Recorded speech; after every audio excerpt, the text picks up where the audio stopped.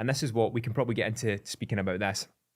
Initially when, I don't know what your kind of take on ICT is, but initially when I got into trading, he was actually exiting the scene.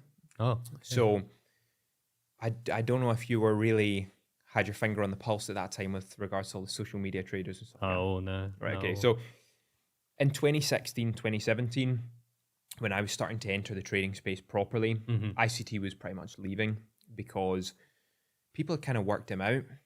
You know, he had put up a MT4 withdrawal, $5 million withdrawal, and it was fake. He had forgot to Photoshop in the minus sign on the withdrawal statement. And he just got outed really badly. And he'd also put out a tweet to say, if I don't win the Robins in 2017, you know, I'm a scammer and that kind of thing. And he didn't. And it was like a car crash. So he had kind of left. And a lot of the bigger guys initially interacted with him. Macrodesiac and, you know, some of those guys, even like Tom Dante and stuff had interacted with him at the time. But when a lot of the bigger guys realized that he wasn't, you know, he was, I'm not going to say he wasn't legit or whatever, but when they realized some of this stuff, he kind of had to leave the scene. So when he made a comeback in the past couple of years, I was like, whoa, I actually can't believe this guy's coming back onto the scene. But you forget a lot of people during, you know, the pandemic entered the trading space. Are we not allowed to say that, are we? No, that's fine. I meant, yeah, but you're right, though. Loads of people came into trading. Loads of new people came in. And so a lot of people who you or I would go, that person's questionable, they just get a flood of followers because these people have no idea about the prior market history. So he ended up getting a relatively, you know, decent following when he came back, although I was surprised to see him back. The funny thing is, they're quite indoctrinated as followers. So if you ever mention any of this stuff, they're like, you're just a hater. You just don't want us to know the secret algorithm that runs the markets and that kind of thing. But initially it did annoy me. I won't lie to you.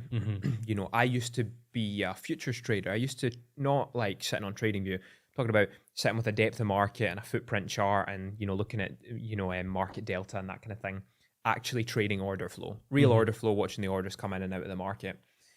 So when I hear someone go, oh yeah, I'm looking at the order flow on this chart, it's bearish order flow.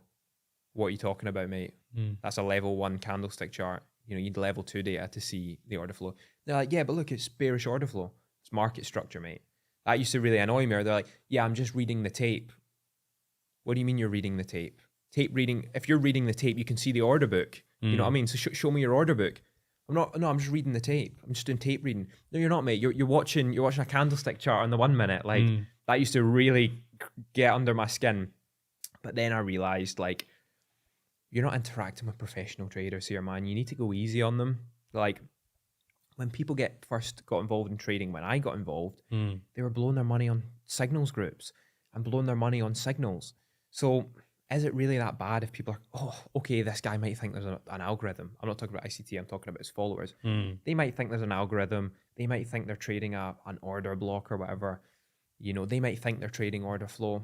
Initially, it annoyed me. Now I look at it in a bit more of a grown-up attitude where I go, I'd rather they were doing that or on baby pips than blowing money in signals groups. You know what I mean? So it's the better alternative. Yeah. You know? So now I see it, I kind of cringe, but I just scroll past it anyway. Because I remember seeing, I think we released the trailer. I think it was the trailer, yes, of the Omar podcast. The one where he said, obviously, you know, he's giving evidence of the algorithm. You know, the was it DTCC? Yeah, he's talking about the clearinghouse. Bedwire, yeah. So you know, I saw, I think yourself, and I think there was one other guy, David Bell. Yeah, who were like, these guys have no idea. Yeah. You know, so that's why it was perfect to then obviously be able to have you on and stuff, because at the end of the day, you know, the reason I had Omar on was because I had Raja on. And Raja had said, obviously, you know, there's no algorithm, SMC is all a lie. And well, when someone says to me the algorithm, I go, which one? There's probably, you know, it'd be an exaggeration to say there's as many algos as there is traders.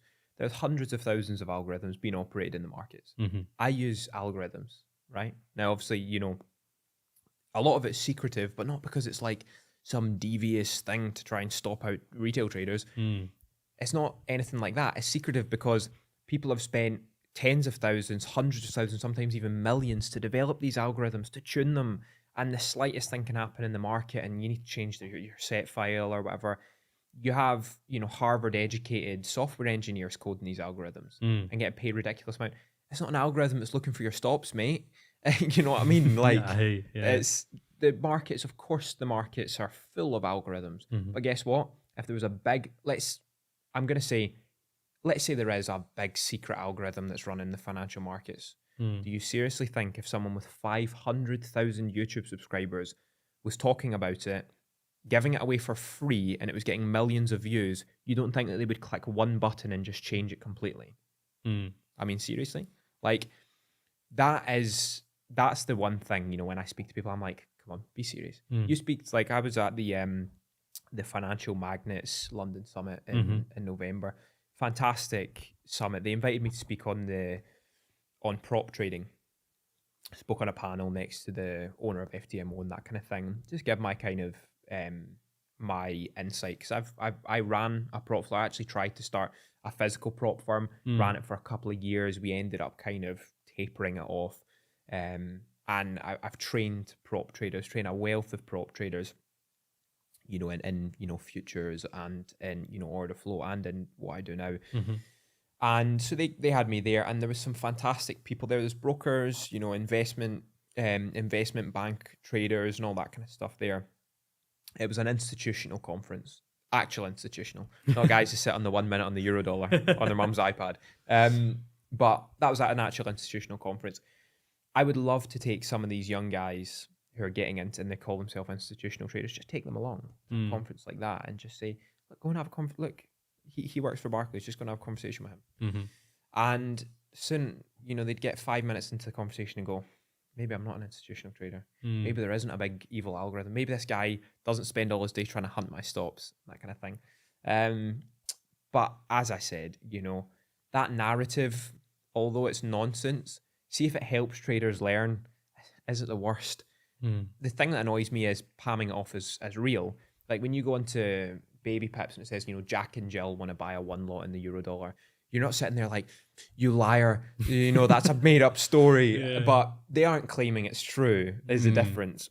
But because ICT's narrative, from what I know, I don't really know him. Us against them, Yeah, like I haven't really, I've watched, I think, like 3-4 videos of last year's YouTube, whatever I think mentorship he calls it on YouTube. Right. So that's, it's just really talking about like fair value gaps, imbalances in the market.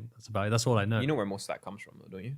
I don't know. That's what I mean. I haven't researched him. I haven't looked into him. Yeah. What I know in terms of his narrative is that he had, he talks about this algorithm and he talks about like he had his hand on it, meaning he helped code it. Have you heard the story that he posted about when he got kidnapped? No. I'll send you it after the podcast. But he posted a story about these two people called Tobias and Parson. And so it's a bit of a running joke, like with a lot of the professional traders on Twitter, because he doesn't talk about it anymore. But we still have all the screenshots from back when he used to talk about this stuff. Yeah, he got kidnapped and put in the back of a van, and his logo that he uses was the secret passcode to an underground facility where they run the markets from. You think this is nonsense, but I'm telling you, this is what he said. I can show you the post. And they gave him all the secrets, and they said that, if he gave this away, that they would, and that's why his identity was hidden for so long, right? So this is why there's so many inconsistencies in his story now, and now he's showing his face and all that, and we're like, you're giving your address out and talking about your son's names and all, what happened to Tobias and Parson, But so he had all this kind of narrative. And by the way, I really like conspiracy theories and all that, like, I thrive off of that kind of thing. So I find it funny and interesting at the same time, but obviously we know it's a load of nonsense. But all the inefficiencies and that kind of thing, like Chris Laurie, if you look up Chris Laurie, Chris Laurie was teaching this stuff a long time ago. I'll post a picture of an entry that I've taken, and people are like, fair value gap. I'm like, no, that's a last low pre-break. That's an entry Tom Dante was teaching in 2012. You can go onto his website and find ICT will give you a zone for your fair value gap. Tom Dante's entries is just at the bottom of that zone. But Tom was teaching that publicly back like almost pre-2010.